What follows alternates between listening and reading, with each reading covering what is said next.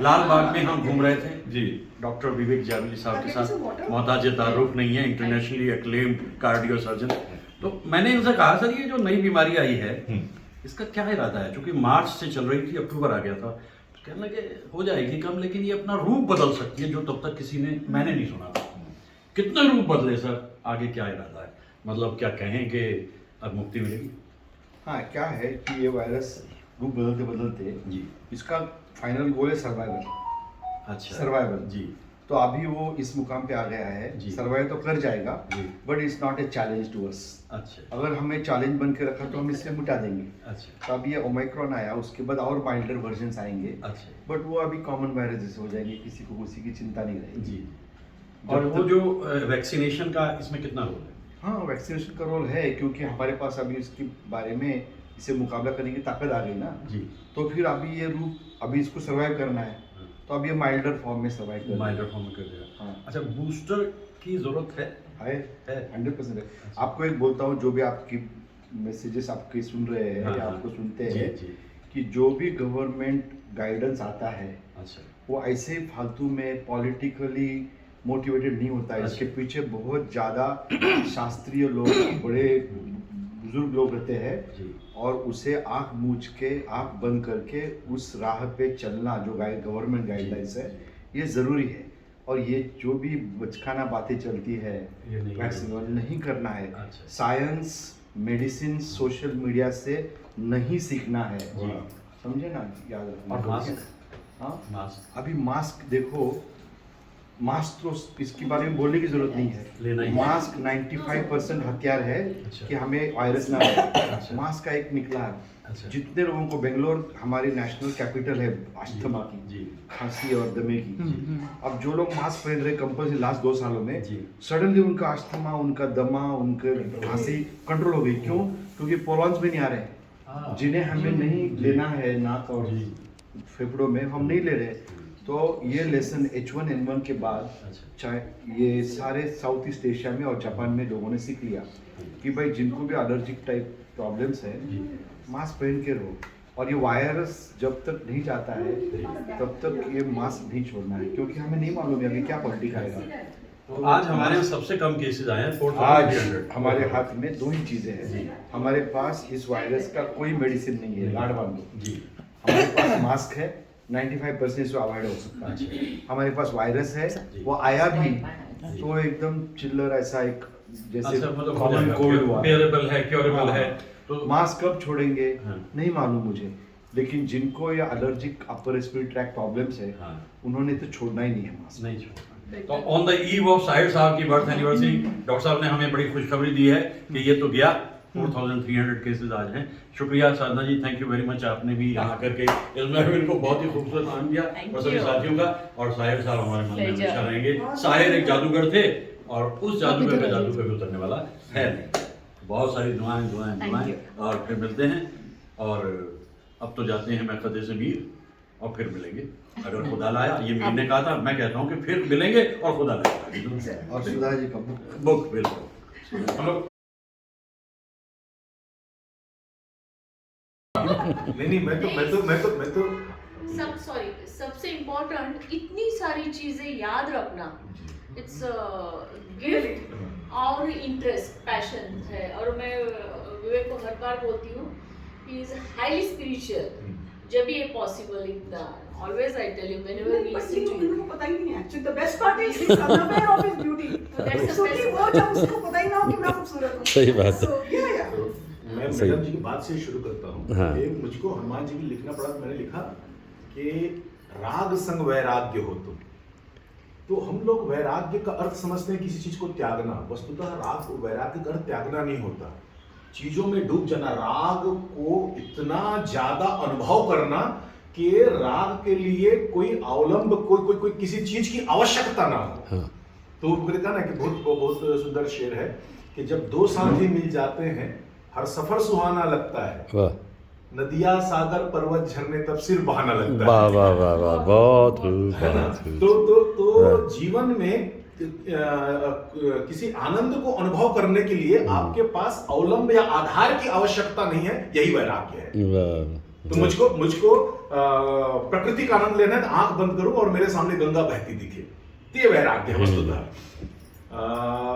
अब आपका आभार कि आपने मुझको इस लायक समझा कि मैं साहिर के परिधि में जाऊं, तो वैसे वही काम के परिधि में जाऊं, मैं उस लायक भी नहीं हूं, उस परिधि तक नहीं जा पाऊं। तो मेरे आधार तो यही है, हम तो जैसे राम, हमारा उद्देश्य राम तक जाना है तो हम हनुमान को पकड़े हुए हैं, तो साहिर तक जाना है तो दत्त साहब है, पकड़ लो इनको। दत्त साहब से मेरा जो परिचय हुआ वो हम जुबान से ही हुआ, और हम जुबान है ना जाने क्यों मैं बहुत ज्यादा व्यस्त रहता हूँ, अपने बहुत सारे काम एक साथ करते रहता हूँ, ऑफिस का भी पर्सनल काम है, लेकिन मैं कभी हम जुबान के पोस्ट को इग्नोर नहीं करता। मुझको जब भी 2 दिन लगे 3 दिन लगे एक हाँ कर नहीं पाता वो हाँ कर नहीं पाता क्योंकि यहाँ पर है ना हर व्यक्ति है वो जीवन से भरा हुआ है, यहाँ पर हर व्यक्ति वो जीवन से भरा हुआ है। मैं दत्त साहब को देखता हूँ तो मैं वही कहता हूँ, मेरा जीवन का पर्सपेक्टिव चेंज हो गया, हर चीजों को देखने का समझने का वो संपूर्ण चेंज हो गया। और उसके बाद मैं एक और बात सीखा दत्त साहब, जब मैं हनुमान जी के बारे में बोलना शुरू किया सब लोग बोलते थे कौन सुनता है, ठीक है जी। तो मैं बोला कि दत्त साहब के लिए जैसे मैं हूँ हम जुबानी है, मेरे लिए कोई होगा। अरे वाह। और फिर मैंने वहां कहा कि मेरी जिम्मेदारी क्या है, अब मैं तो अब वक्ता हूँ तो मुझको बातों को घुमाना है ना लोगं के लिए। मैं बोला मेरा काम है ना वो गोरखे की है, जागते रहो बोलते रहो, कभी चेक नहीं करता कौन जाग रहा है। तो सही है, he is prompt in his duty, वो सिटी बजाते हुए निकलता है, जागते रहो। जिस दिन वो गोरखा ये चेक करना शुरू कर देगा कि मेरे इस काम से कोई जाग रहा है कि नहीं जाग रहा है, वो फ्रस्ट्रेटेड हो जाएगा। तो मैं दत्त साहब के अंदर ये जो देखता हूं कि अपने जीवन के आनंद का विस्तार जो करना है ये वस्तुतः साधु का काम है, जो आपने कहा ना स्पिरिचुअल। तो मैं ये भी और दूसरे स्पिरिचुअल को मैं डिफाइन करूं तो अपने जीवन के प्रकृति में व्याप्त आनंद को अपने अंदर अनुभव करना और उस आनंद का विस्तार करना है, यही है वो अध्यात्म है। जो मनु ने कहा रामायणी में, अपने को हंसते देखो मनु, हंसो और सुख पाओ, और अपने सुख को विस्तृत कर लो, सबको सुखी बनाओ। वाह वाह। तो सुख का विस्तार है, आनंद का विस्तार है, अध्यात्म है।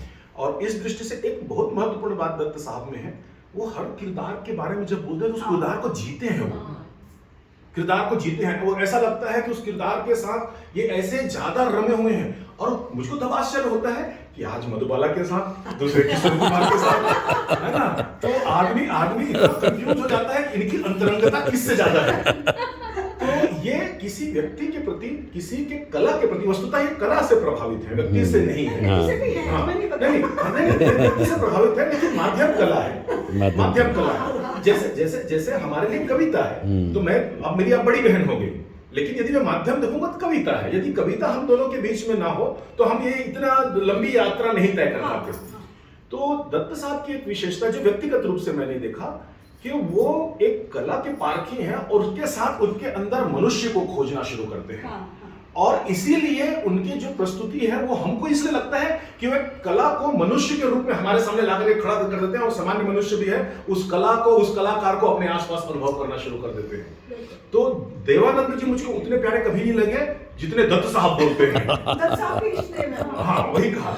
मधुबाला जी हैं, कभी आप बीच में मैंने गीत के बारे में सुना था आपके मन से, मुझे याद नहीं आ रहा, मैं लिख के रखा हुआ हूँ। अच्छा हाँ चित्रा सेन, सुचित्रा सेन। तुम आप इतने कलाकारों को लेकर के आते हैं, इतने कलाकार को लेकर के आते हैं, तो वो ऐसा लगता है कि वो, मैं मुकेश को तो बरसों से जानता हूँ, लेकिन जब दत्त साहब गाते हैं तो ऐसा लगता है कि ये मुकेश वो नहीं है जो मैं जानता हूँ, ये तो ज्यादा प्यारे हैं, मेरे ज्यादा अपने हैं। तो कलाकारों के प्रति क्या बोलते हैं, गीत संगीत के प्रति अपनापन बढ़ाने का काम करते हैं दत्त साहब। तो एक बार दत्त साहब को जो सुन ले, उनके अंदर साहित्य के प्रति, संगीत के प्रति और कलाकारों के प्रति, कला के प्रति अपनापन बढ़ जाता है। वाह, ये विशेषता है दत्त साहब, यदि मैं अपने शब्दों में कहूँ। धन्यवाद। और रही बात शाहिर की, तो उसके लिए तो मैं श्रोता बनकर, अच्छा श्रोता हम अपनी बात को आगे बढ़ाते हैं। अब मैं कहूँगी, किससे कहूँ, Smita, you want to talk about हम जुबान में। इंट्रोडक्शन का दौर हो चुका है। नमस्ते। अच्छा, तो दत्त साहब के पास, नमस्कार भैया, नमस्कार। 6:25 और साहिर के साथ हमारी शाम की शुरुआत हो रही है। डूबती हुई सांझ, नदी का किनारा नहीं है, लेकिन हाँ दत्संग की शुरुआत हो रही है इस वक्त।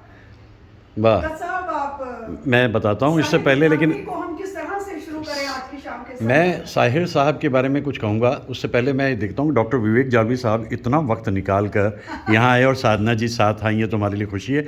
लेकिन विवेक जालवी साहब का साहिर में बहुत इंटरेस्ट है, इतना इंटरेस्ट है कि एक बार मैंने 1 घंटा बोला साहिर साहब के बारे में और विवेक साहब ने वो ऑडियो अपने दोस्त को लंदन भेजा उदय जी के पास, जिसे सुन के उन्हें बड़ी खुशी हुई। तो मैं सोचता हूँ साहिर के बारे में कुछ जो विवेक साहब कहना चाहें हम वहाँ से शुरू करें।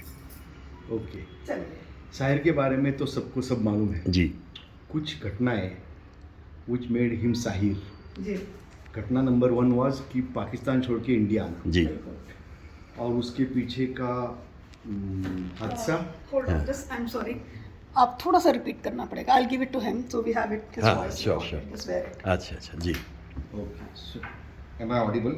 या ओके, शाहिर साहब का क्या है ना कि शाहिर साहब के बारे में जैसे कुछ ओवर इन्फॉर्मेशन सा हुआ है, सबको सब जी मालूम है, जी सारी वर्सेस मालूम है, लेकिन ऐसी कोई चीज़ें हैं जो हमें जानना ज़रूरी है एज भारतीय के एज अ इंडियन कि what made Sahir and what is Sahir in India as a hero symbol of. जी शाहिर साहब 1943 में लुधियाना में थे, बिल्कुल। केम ऑफ एज, और उन्होंने 1943 में घर छोड़ के लाहौर आए एजुकेशन के लिए। मुझे याद नहीं है ना कॉलेज का नाम, तो वहाँ पे ही वॉज अ स्टूडेंट लीडर, जी और वहाँ पे कॉलेज ख़त्म करने के पहले ही उन्होंने बड़े बगावती टाइप ऑफ जी हाँ, आदमी जी हाँ, जी हाँ। उन्होंने कॉलेज छोड़ दिया।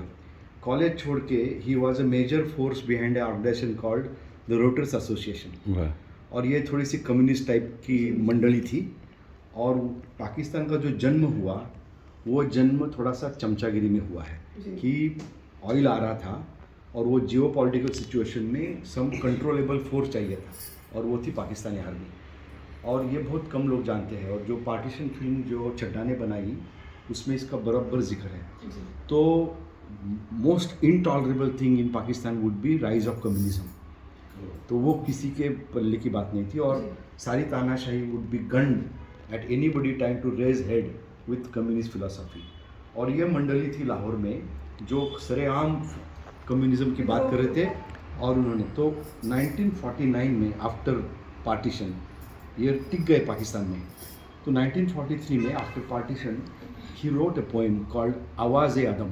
इफ़त जी को दे रहा हूँ चला के, थोड़ा सा मेरा उसका जाएगा ना। जी जी मेरा एक सवाल है शाहिर के लेकर के, जैसे मैंने पढ़ा है कहीं कि उनकी अपने फादर से बड़ी मैं नाइतफाकी। आपको बताता हूँ, आप बताइए। स्टार्ट हो ठीक जाए, है, ओके। आपको शुरू वहीं से करूँगा। अभी तीसरे थीसिस निकलेगा, देखिए, पिटारा खुलेगा। अब ये दरअसल सिलसिला ये है कि अक्सर ये होता है कि जो दिन है हम उस दिन मिलते हैं और बैठते हैं। 8 मार्च कल है, तो कल 8 मार्च वो था 1921 और साहिर दुनिया में आए थे, अब्दुल हई उनका नाम था। तो कल इंटरनेशनल वुमेन्स डे भी है। ये इत्तेफाक है कि साहिर का जन्म उस दिन होता है जिस दिन हम ख़वातीन को खिराज अक़ीदत पेश करते हैं। वैसे कौन सा दिन है जब हम उनके लिए दुआएं नहीं करते या उनके लिए हम बहुत अच्छी अच्छी बातें नहीं सोचते हैं। देखिए साहिर के मन में ख़वातीन के लिए जो इतनी श्रद्धा है उसकी वजह क्या है, जो अभी आपने कहा जो बताता हूँ। साहिर दुनिया में आए और जागीरदार हैं उनके अब्बा फजल महमूद साहब। फजल महमूद साहब एकदम अलग फितरत के इंसान हैं, और कितनी शादियाँ की ये शायद उन्हें भी ख्याल ना हो।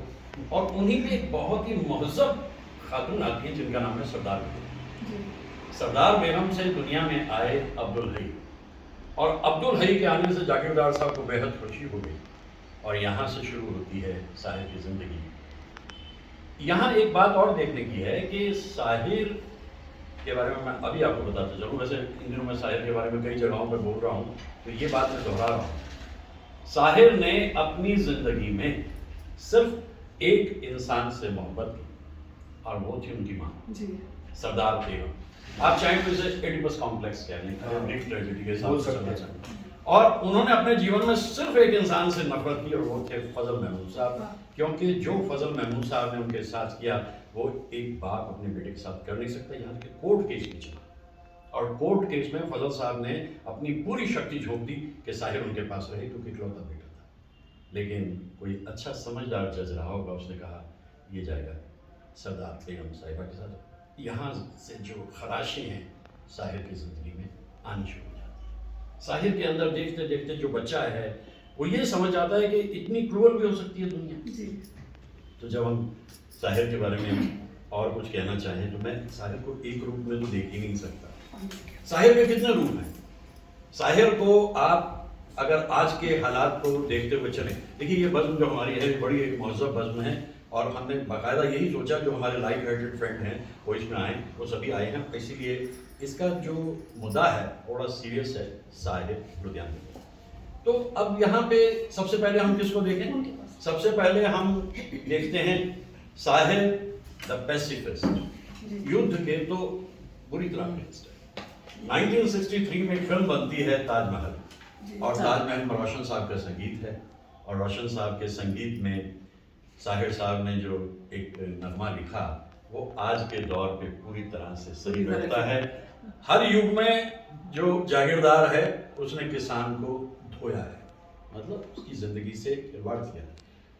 खुदाए बर्तन तेरी ज़मीं पे ज़मीं की खातिर ये जंग क्यों है, हर एक फतह ज़फ़र के दामन पे खून इंसान का रंग क्यों है, खुदाए बर्तन। आज यहाँ बैठे हुए हम दुआ कर रहे हैं ये हमारी आवाज़ वहाँ तक जाए। जी जी ये युद्ध जो होते हैं इसमें जीतता कोई नहीं, कोई सिर्फ एक साइकोलॉजिकल गेम लेकर के वो कहता है मैं जीत गया। हारता हर कोई है। एक पूरी नज्म जो है वो लिखी बाद में साहिर साहब ने। तो द पैसिफिस्ट साहिर की जिंदगी में ह्यूमनिस्ट, मैं आज उनके अलग अलग जो रूप आपको बताने की कोशिश कर रहा हूँ कि हर आदमी में होते हैं 10-20 आदमी और जिसको भी देखना हो कई बार देखना। तो साहिर में तो शायद इतने सारे रूप हैं साहिर के। द ह्यूमनिस्ट, आप पैदा होते हैं, रूसों की बात आपको याद आती है, man is born free but everywhere he is in change. सबसे पहले परिवार से शुरू होता है, फिर जाति आती है, मजहब आता है, देश आता है और आपको दिखती नहीं उन जंजीरों में आप जकड़े जाते हैं। साहिर बहुत ही सद्भावना से भरा हुआ इंसान है। वो कहते हैं तू हिंदू बनेगा, मुसलमान बनेगा, इंसान की औलाद है, इंसान बनेगा। इतनी सी 2 पंक्तियों में उन्होंने दुनिया को एक पैगाम दे दिया कि क्यों मजहबों के दायरे में जाते हो, एक बार धरती पे आए हो, इस रूप में दोबारा आना नहीं, इंसान बन के रहो। वाह। साहिर की जिंदगी में इन 2 चीजों से अलग अगर हम जाएं तो वो रोमांटिक है। दरअसल मेरे हिसाब से Sahir the romantic, Sahir the romantic में तो जगह जगह साहिर मौजूद है। रात सुनसान थी, बोझल थी फिजा की सांसें, रूह पे छाए थे बेनाम गमों के साए, दिल को ये जिद थी कि तू आए तसल्ली देने, मेरी कोशिश थी कि नींद आ जाए। साहिर की खराशें उस वक्त बिल्कुल खत्म हो जाती हैं, उसके अंदर का जो आक्रोश है मिट जाता है जब वो कहता है पेड़ों की शाखों पे खोई खोई चांदनी, तेरे ख्यालों में सोई सोई चांदनी, और थोड़ी देर में थक के लौट जाएगी ये रात ये बहार की, फिर कभी न आएगी, दो एक पल और है ये समा।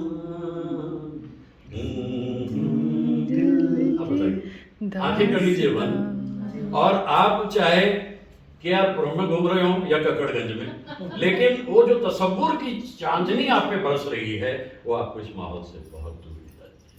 लेकिन रोमांटिक के साथ साथ रेवोल्यूशनरी भी है, रेवोल्यूशनरी एहतजाजी है साहिर, क्योंकि अब यहाँ उसके अंदर का जो कड़वाहट है वो निकल आती है। सरमायादारों से उसकी नहीं बनती, क्योंकि सरमायादारी की सबसे बड़ी दिक्कत क्या है, अना आती है, हुरूर आती है। एक पैसे वाला इंसान जिसके मन में ये दुर्भावनाएं ना हो वो अगर तो आप उसको प्रणाम कर दीजिए, क्योंकि ऐसा जनरली होता है। पैसा जो है यहाँ चढ़ के बोलता है और जो पीड़ित हैं उनको लताड़ते भी हैं साहिर।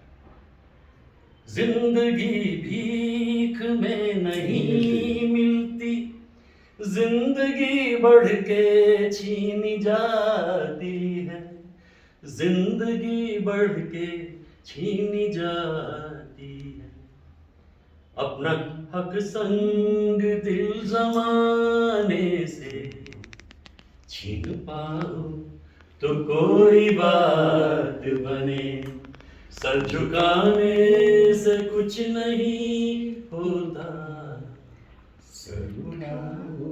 अब देखिए, झुके हुए सरों के अंदर कैसी शक्ति जागती होगी। इससे भी आगे एक कदम मैं, ये तो ज़्यादातर बातें सबको मालूम भी होती हैं, एक हिस्सा शायर का जो मैंने बड़े करीब से देखा है। कहते हैं कि अगर आप रिश्तों को समझना चाहते हैं तो आपको उसमें उतरना पड़ता है। मैं शायर के बारे में जो समझता हूँ, अक्सर किताबों में लिखा जाता है, या उनके दरअसल ये जो बायोग्राफर्स होते हैं ना, इस काफ़ी किताबें बढ़ा चढ़ा करके उसमें ट्विस्ट देते चले जाते हैं। शायर की ज़िंदगी बिल्कुल सीधी है। शायर के लिए वो कहते हैं कि शायर ने शादी नहीं की, मैं कहता हूँ शायर की शादी हुई नहीं। तो जो लोग शादी नहीं करते कभी आपने इस कॉर्नर में मत रखिएगा, शादी नहीं की, नहीं मार्टियर मत बनाइएगा। उनके पीछे न जाने कितनी सारी कहानियां अफसाने होती हैं, जहाँ तक कोई नहीं पहुंचता। तो सारी की शादी तो वो चाहते थे, लेकिन वो लड़कियां जो उनकी जिंदगी में शुरुआत से आती चली, क्योंकि वो रोमांटिक है, तो ईश्वर कौर भी है, महेंद्र चौधरी भी है, अमृता प्रीतम भी है, और बाद में जो गायिका हैं वो चाहती नहीं कि उनका नाम लिया जाए, क्योंकि जब भी उनका जिक्र किया जाता है तो वो कहती हैं कि वी वर गुड फ्रेंड्स। लेकिन वी वर गुड फ्रेंड्स को लिख के क्या दिया था शायर ने गाने के लिए? सलाम हसरत कबूल कर लो, मेरी मोहब्बत कबूल कर लो। अगर ये लिख के दिया जा रहा है, वो उनकी मर्जी है, उसे मान। मैं जैसे कहता हूँ कि उन्होंने ब्याह नहीं किया, चलिए, लेकिन वो लिख क्या रहे हैं? बाबुल की दुआएं लेती जा तुझको सुखी संसार। बेटी की विदाई या जुदाई समझने के लिए क्या आपको बाप होना जरूरी? बायोलॉजिकली आप उस भावना को समझते हैं, और शायर ने उस भावना को समझा, इस गीत को लिख दिया। और इतना ही नहीं, पत्नी नहीं है जिंदगी में तो क्या फर्क पड़ा, तसव्वुर में तो है ना, वो मेरी ज़ोहरा जबी तुझे मालूम नहीं, तू अभी तक है हंसी और मैं जवान, तुझ पे कुर्बान मेरी जान। वो लाले टच जो होता है ना पेशाब, तो वो टच देते हैं। तो शाहिद ने वो तजुर्बे अगर उनकी आज उंगली थाम के तेरी तुझे मैं चलना सिखलाऊं, कल हाथ पकड़ना मेरा जब मैं बूढ़ा हो जाऊं, तू मिला तो पाया मैंने जीने का नया सहारा, मेरा नाम करेगा रोशन जग में मेरा।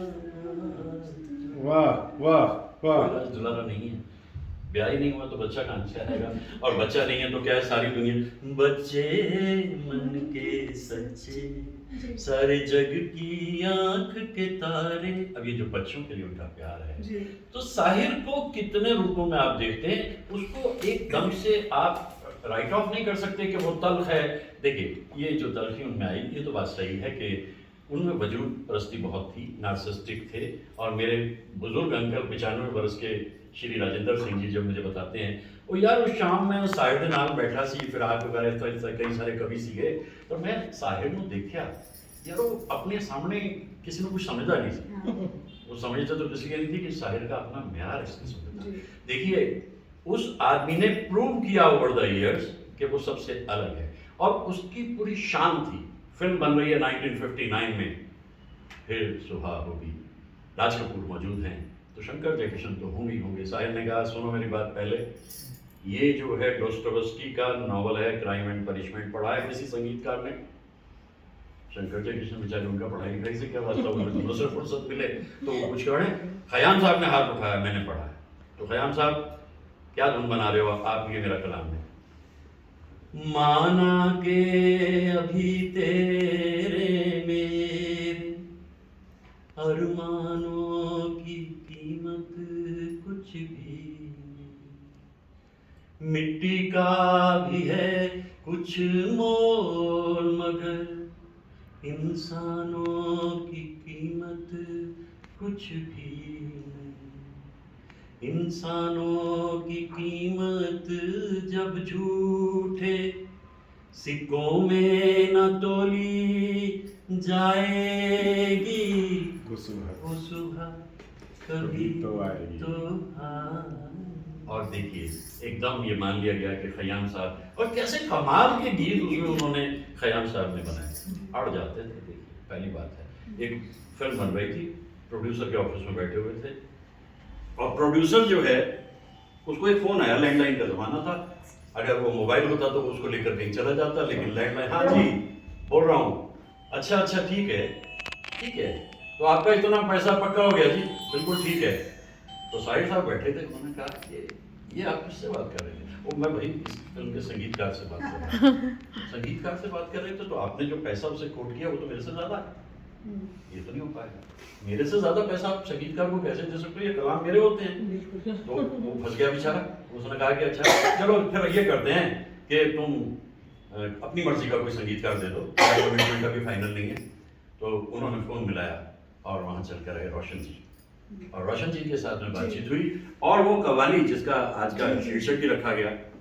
अब देखिए कि इश्क किस कदर उसमें बसा है, ये इश्क हकीकी है जो उसके दिल में, अल्लाह और रसूल का फरमान इश्क है, यानी हदीस इश्क और कुरान इश्क है, गौतम का और मसीह का फरमान इश्क है, ये कायनात इश्क है और जान इश्क है, इश्क सरमत इश्क मूसा इश्क कोहे तूर है, इश्क काबा इश्क ही मंसूर है, खाक को बुत और बुत को देवता करता है इश्क, इंतहा तो ये है बंदे को खुदा करता है इश्क, क्योंकि ये इश्क है, इश्क है, इश्क है।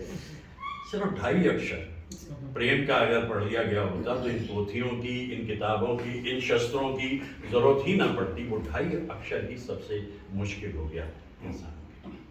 तो आज on the eve of Sahir's birth anniversary that is today 7, हम मंजू जी और वेंकट साहब के आशियाने पे मौजूद हैं, प्रेमा जी, स्मिता जी, मंजू जी, आदित्य साहब, डॉक्टर आदित्य साहब, और इफ़त जी पे मैं भी फोकस करूंगा क्योंकि वो मेरी इसमें मदद कर रही हैं, मैं इधर उधर मचाता रहता हूँ अपनी बातचीत को। सुधा जी मौजूद हैं, साधना जी और विवेक साहब और वेंकट साहब। तो आज हमने सोचा कि देखो भाई भीड़ भड़के की हमें जरूरत नहीं, क्योंकि साहिर भीड़ भड़के के अलग जो उनका वजूद है उसको उस रूप में समझने का एक तरीका है, एक छोटी छोटी सी अपनी बात हम कहते हैं। सब होगा दीजिए, ये पाप है क्या, ये पुण्य है क्या, अच्छा। ये बहुत अच्छा लगता है। उसमें दूसरा मन रहे वाला मुझे ज्यादा नहीं, जो इसमें ना ये पाप है क्या और पुण्य है क्या, रीतों पर धर्म की मोहरें हैं, रीतों पर धर्म की मोहरें हैं, हर युग में बदलते धर्मों को कैसे आदर्श बनाओगे, संसार से भागे फिरते हो। एक और गीत इसी फिल्म में हाँ, जो मुझे बहुत पसंद है, उसका एक अंतरा में ये आम्रपाली का है ना? ये सचित्र लेखा। सॉरी, आम्रपाली। तो दरअसल मैं एक छोटी सी बैकग्राउंड आपको और दे दूं इस गाने की जो मैं कहने जा रहा हूँ।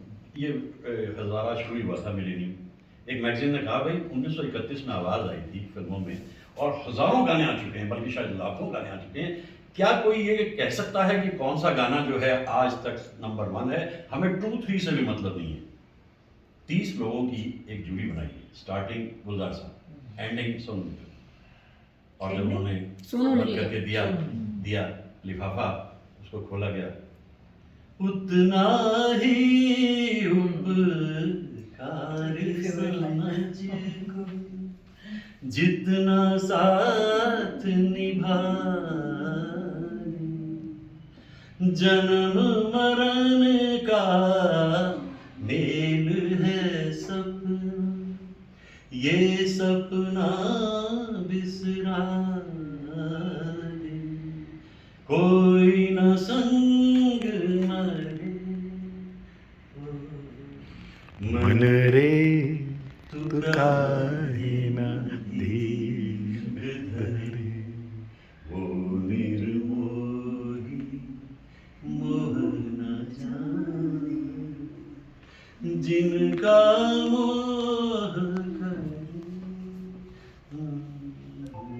रफ़ी साहब, रोशन जी। जी और साहिर, और ये गाना जो बना, ये बना सॉन्ग ऑफ ऑल टाइम्स, सबसे बढ़िया गीत इसको माना गया। आज मैं साहिर साहब को याद करते हुए इतनी बातें आपके सामने कह रहा हूँ, लेकिन मुझे साहिर साहब की ज़िंदगी के बारे में इतना कुछ मालूम है कि ओवर द ईयर्स जहाँ मुझे मौका लगता है, देखिए एक्टर्स की बात देख लीजिए ना, देवानंद साहब से मेरी जब बातचीत होती थी, मुझे बड़ी खुशी रहती है जीवन में इष्ट देव से मैं बात कर पाया, और अक्सर बात करने का मौका खासतौर से उनकी सालगिरह 26 सितंबर के करीब आता था। जीवन के सफर में राही मिलते हैं बिछड़ जाने को, और दे जाते हैं यादें तन्हाई में तड़पाने को। देव साहब तो एक अलग दुनिया के इंसान थे। 1960 में जब फिल्म बना रहे थे हम दोनों, साहिर साहब, वो आपने क्या दिया था बाजी में, तदबीर से बिगड़ी हुई तकदीर बना ले, और अपने पर भरोसा है तो दाम लगा ले। भाई वैसा ही कुछ इधर भी लाओ ना। मैं जिंदगी का साथ निभाता चला गया, और देव साहब ने कहा भाई साहिर एक थोड़ी सी प्यास और है, वो पूरी कर दो। वो तुमने सुनी है ना नज़्म मलका पुखरा से, अभी तो मैं जवान हूँ। साहिर साहब ने कहा हाँ, किसने नहीं सुनी भाई, मेरी फिल्म के लिए एक गाना उसी मीटर में लिख दो। अब आप सोचिए, उसको सुनिए जरा, उसके मीटर को देखिए, एंजॉयमेंट ऑफ वर्ड्स है, वर्ड्स के अंदर वर्ड, सेंटेंस के अंदर सेंटेंस जा रहा है। अभी अभी तो आई हो बाहर मन के छाए। अब देखिए कैसे चलता है, अभी ना जाओ छोड़ कर के दिल अभी भरा। ये थे उस वक्त का enchanting song। और हर इंसान जो उस वक्त बिछड़ रहा है शाम के वक्त में, ये कहते कहते ही बिछड़ता था 60s में कि अभी अभी तो आई हो, और फिर अभी तो देवानंद साहब के लिए। और फिर उसके बाद में आप अच्छी तरीके से जानते हैं, राज कपूर जो थे वो मुकेश साहब के लिए ही रहते थे, लेकिन जब भी कभी साहिर की बात आई तो मैंने अभी आपको बताया, फिर सुबह होगी, और उसके बाद में इतने पसंद करने लगे साहिर को, दिल जो भी कहेगा मानेंगे दुनिया में, हमारा दिल ही तो है। दिलीप साहब दरअसल बहुत ही सिस्टमेटिक आदमी थे, शकील बदानी थे, शकील बदानी थे, लेकिन आखिर में जाकर के साहिर देख रहे थे दिलीप साहब को, और उनके लिए जब एक फिल्म की तो उसमें बिल्कुल एक उनकी आदियत को ख्याल रखते हुए उन्होंने कहा, न तू ज़मीं के लिए है न आसमां के लिए, तेरा वजूद है बस सिर्फ दास्तां के लिए। दिलीप साहब का वजूद तो एक दास्तां है, हम उन्हें भी याद करते हैं। ये बरस दुखदाई इस रूप में रहा कि दिलीप साहब रुखसत हो गए और लता जी भी रुखसत हो गई। साहिर साहब लता जी के लिए तो जब भी कोई गीत लिखना होता था, जैसे मैंने आपसे बताया कि चांदनी रातें प्यार की बातें खो गई जाने, वो जो गीत खुशी का था, ये रात ही चांदनी, उसको इधर दर्द, जब भी जी चाहे नई दुनिया बसा लेते हैं लोग, और एक चेहरे पे कई चेहरे।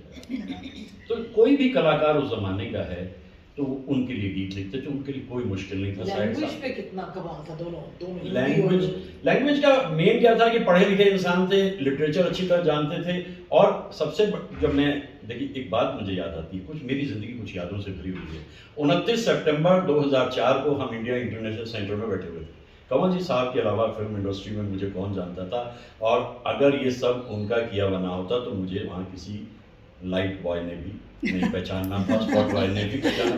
थैंक यू कंवर जी सिंह मेरे दोस्त, तुमने मुझे क्या क्या कमाल दिया। और उस दिन शाम को, उस शाम को जो है हम आराम से बैठे, 9:45 बजे के करीब कंवर जी मुझे कहने लगे चलो भाई डाइनिंग में चल के कुछ खाते हैं, और वहाँ देखा जाके हाथ पकड़ के मेरा खींचा, और गुलजार साहब बैठे थे, उनके सामने ला दिया। अब मैं गुलजार साहब को देखकर एकदम से ताज्जुब में आ गया, यार ये गुलजार साहब के सामने, क्योंकि देखिए कुछ लोगों, हम चाहे कितने बड़े पढ़ाने लिखाने वाले, हमने क्या कराई पढ़ाई, लेकिन जब बच्चा है तो बच्चा है, और वैसे गुलजार साहब भी कहते हैं। तो गुलजार साहब को देख करके मेरे मन में तो जब ख्वाहिश थी मुझे उनसे थोड़ी सी बात करनी है। कंवर जी बहुत ही समझदार इंसान, तो 3-4 दोस्त हमारे साथ थे, तो उनको लेकर के वो चले गए उधर। मैं गुलजार साहब के पास बैठ गया और ये छोटी सी बातचीत 70 मिनट तक चलती रही। वाह 70 मिनट तक गुलजार साहब से मुझे बात करने का मौका मिला और बीच में एक सवाल मैंने उनके सामने रख दिया, गुलजार साहब गीतकार के रूप में आप फिल्म इंडस्ट्री में क्या समझते हैं, कौन? बोला देखो भाई गीतकार तो शैलेंद्र है, शैलेंद्र जी से ऊपर गीतकार कौन है, लेकिन अगर आप ओवरऑल पर्सपेक्टिव की बात करोगे तो भाई फिर तो साहिर साहब, गज़ल भी हैं, नज्म भी हैं, गीत भी, साहिर साहब से ऊपर तो नहीं है। तो इस तरह की बातें हज़ारों, कितनी सारी, आज हम इतनी सी कह लेते हैं, हमारे और साथी कुछ कहेंगे, हमें इसकी भी खुशी होगी।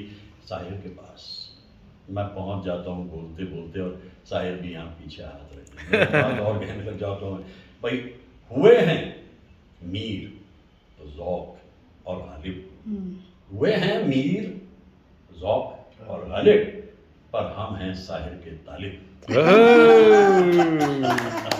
हम हैं साहिर के तालिब। और ये वो लोग हैं जिनके नाम के आगे साहब नहीं लगता। जी कभी किसी ने मीर साहब नहीं कहा, किसी ने ज़ौक़ साहब, गालिब साहब, तो मैं साहिर को सिर्फ साहिर के रूप में देखता हूँ।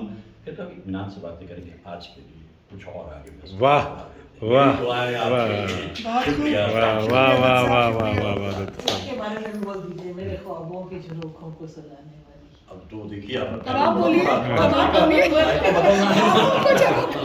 जायका बदलेंगे ना आप थोड़ा सा। बहुत खूब। later on.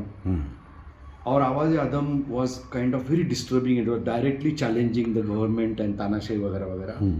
बहुत सालों के बाद फैज़ साहब ने वो जो कलाम था हम भी देखेंगे, बिकम वायरल जी। एंड जैसा वो पार्टिसानो बोल के जो गाना बन गया रेजिस्टेंस मूवमेंट का इटाली में, हम भी देखेंगे was to that level in ji Pakistan. जी। और then there was no choice, he had to be suppressed, he had to be imprisoned and maybe probably quietly killed. तो उनको एक फ्रेंड ने बता दिया कि आपका आज रात में अरेस्ट होने वाला है या कल रात में अरेस्ट होने वाला है, you have to go underground. Pakistan में अंडरग्राउंड कहाँ जाएंगे? It was a very difficult situation and that made him flee Pakistan and come to Bombay where he had friends. And Bombay में उनका क्या हुआ वो तो सब हम जानते हैं, लेकिन then we come to the Indian character जिसके वजह से वो भाग गए अपनी बगावती शख्सियत से। एक ज़माना था जब he was already a hero, he was famous. Indira Gandhi तानाशाह बन गई थी, तो इंदिरा गांधी को फेस टू फेस उन्होंने डिफाई किया एंड ही गेव एक some very rude comments and Indira Gandhi took it in a stride and nothing happen to him and he continued to be shined and appreciated. That is a bit difference between Pakistan and India. The character And of Shahid and she became what he became. तो ये बड़ी important सी story है और बहुत लोगों को आवाज़ आदम और ऑल्सो फैज़ साहब ने वो यूज़ किया ना, उन्होंने बिल्कुल उसको क्रेडिट नहीं दिया। फैज़ साहब शुड हैव ये उर्दू सेड पोएट्री में होता है, अक्सर होता है। नहीं, but not at the level of this because this was a viral, it was to the tune of partisano, it was a slogan of resistance and that was used without that is also I मुझे खटकता है। हाँ हाँ बिल्कुल। तो ये this is a nice and somewhere in the flow of our meeting Awaz Adam we should recite, maybe I will get it out and नहीं आप पढ़ दीजिए, आप ही पढ़ेंगे, आपकी आवाज़ में भी सुनेंगे। वो एक लहजा। लहजा अच्छा। Thank you. तो विवेक साहब ने तो बहुत ही बढ़िया बातें बता दी।